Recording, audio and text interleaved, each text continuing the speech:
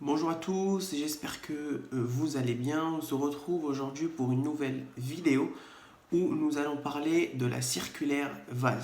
La circulaire Valls qui date du 28 novembre 2012 et qui vient préciser les conditions d'examen des demandes d'admission au séjour déposées par des ressortissants étrangers en situation irrégulière.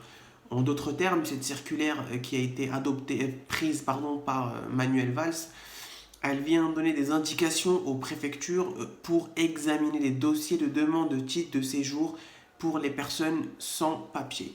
Voilà. Alors, elle n'est pas contraignante dans le sens où la préfecture peut s'en passer, c'est-à-dire qu'elle n'est pas obligée de l'appliquer parce qu'elle reste qu'une circulaire. Elle vient uniquement donner des indications aux services administratifs pour leur fonctionnement.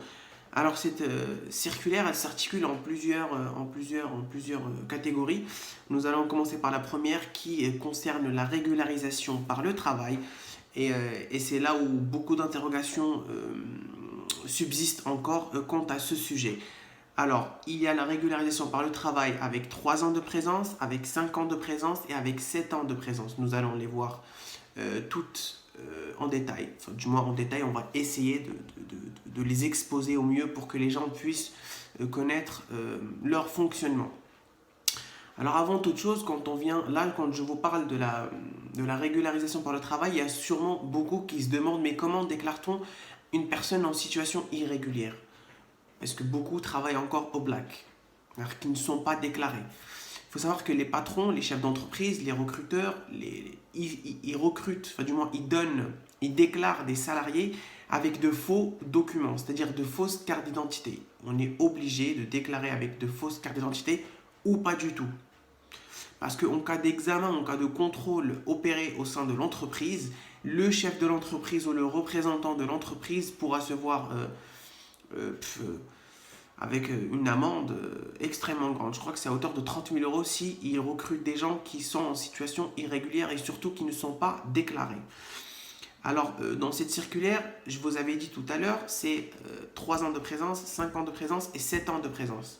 Nous allons voir pour les 3 ans de présence quelles sont les exigences. Encore une fois, ces exigences sont posées par une circulaire qui n'est pas contraignante par les services administratifs, à savoir la préfecture qui, elle, gère directement et traite surtout les dossiers des ressortissants étrangers pour leur régularisation. Alors pour 3 ans de présence, on exige premièrement que vous soyez sur le territoire depuis au moins 3 ans, sur le territoire national. On exige également que vous ayez 24 fiches de paye, dont 8 consécutifs ou non, sur une durée de 12 mois. 3 ans de présence, 24 fiches de paye et 8 sur la dernière durée de 12 mois. En gros, sur l'année qui précède votre demande, vous devez avoir cumulé 8 fiches de paye sur 12. Et ensuite, vous devez, puisque c'est rédhibitoire à votre dossier, avoir une promesse d'embauche ou un CDI. C'est obligatoire. Un CDI ou une promesse d'embauche. Les gens qui ont des CDI, leur dossier passe crème comme ça. Ils sont souvent acceptés. Contrairement aux CDD qui se retrouvent avec des autorisations provisoires au séjour pendant la durée de leur CDD. Alors attention, si vous arrivez à avoir un CDI, c'est bien et mieux pour vous. Alors ensuite, on va basculer sur la durée de 5 années. Premièrement, on exige à ce que vous soyez sur le territoire depuis une durée de 5 années au moins. Que vous ayez 8 fiches de paye sur les 24 derniers mois. Ou soit 30 mois consécutifs ou non sur les 5 dernières années. C'est vous qui choisissez. Soit 8 fiches de paye sur les 24 derniers mois ou 30 fiches de paye consécutives ou non sur les 5 dernières années. Et ensuite, on exige encore une fois une promesse d'embauche ou un CDI, c'est obligatoire. Ça va pousser votre dossier vers l'acceptation et vers l'avis favorable. Il vous faut un CDI ou une promesse d'embauche. C'est obligatoire. C'est vraiment obligatoire, sinon votre dossier se verra refusé par les services de la préfecture. Et par la directe également. Ensuite, nous allons basculer sur la durée de 7 années sur le territoire. Alors là, on est un peu plus souple dans le sens où on estime que vu que vous êtes là depuis 7 années, c'est une durée assez longue pour rendre un peu souple la procédure, si on peut se permettre le terme. Mais c'est juste, on exige 12 fiches de paye consécutives ou non sur les 3 dernières années. Mais par contre, la subtilité, si je puis me permettre, c'est que on n'exige plus un CDI ou une promesse d'embauche. Là, on exige uniquement que vous soyez sur le territoire national depuis 7 ans, que vous ayez 12 fiches de paye consécutives ou non sur les 3 dernières années. Seulement ça.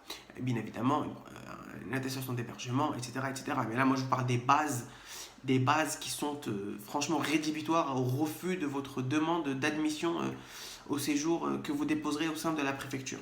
Alors, nous allons récapituler vite fait avant de terminer. On sait qu'au sein de cette circulaire, il y a c'est séparé en 3 périodes. La période de 3 années, la période de 5 années et la période de 7 années. Pour ce qui est de la période de 3 années, on exige que vous ayez 24 fiches de paye dans 8 consécutifs ou non sur une durée de 12 mois et un CDI ou une promesse d'embauche. Pour la période de 5 années, on exige que vous ayez 8 fiches de paye sur les 24 derniers mois, soit 30 mois consécutifs ou non sur les 5 dernières années. Et enfin, un peu plus souple, c'est la période de 7 années où on exige uniquement 12 fiches de paye consécutives ou non sur les 3 dernières années. Et bien ça, c'est ce qui concerne la circulaire Valls et la régularisation par le travail et les indications données aux préfectures pour le traitement des dossiers. Je vais un peu, sur une prochaine vidéo, détailler un peu la procédure exacte au moment de votre dépôt et le traitement par la directe, mais pour l'heure, on va se restreindre à ces 3 durées qui sont pas autorisées, mais qui sont données à titre indicatif pour les services de la préfecture. Encore une fois, avant de terminer, je rappelle que les services de la préfecture ne sont pas contraints de l'appliquer parce que c'est une circulaire. Elle n'a pas de caractère obligatoire. Elle vient uniquement donner des indications au bon fonctionnement de la préfecture. Voilà. Mais écoutez, si vous avez des questions ou des interrogations à ce sujet, n'hésitez pas à me le dire en commentaire. Je vous répondrai. N'hésitez surtout pas à vous abonner à la chaîne YouTube. Je vous mettrai également la page Facebook où on fait des lives presque tous les soirs, ainsi que mon Instagram. Écoutez, bon courage à tous pour vos démarches administratives et on se retrouve pour une prochaine vidéo dans très peu de temps. Bon courage tout le monde.